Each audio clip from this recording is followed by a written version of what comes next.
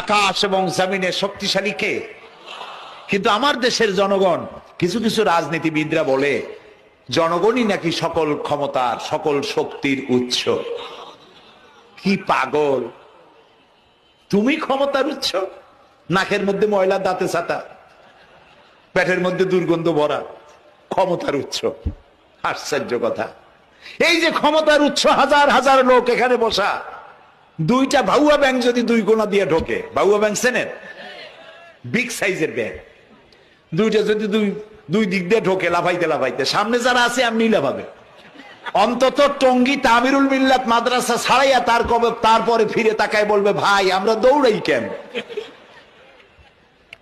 ব্যাংকের সামনে অসহায়, বল্লা ভীমরুলের সামনে অসহায়, সাপের সামনে, বিচ্ছুর সামনে অসহায়, তারা কয় সকল ক্ষমতার উৎস জনগণ। কপাল। নবী গো, আপনি যে ঘুমান না রাতে,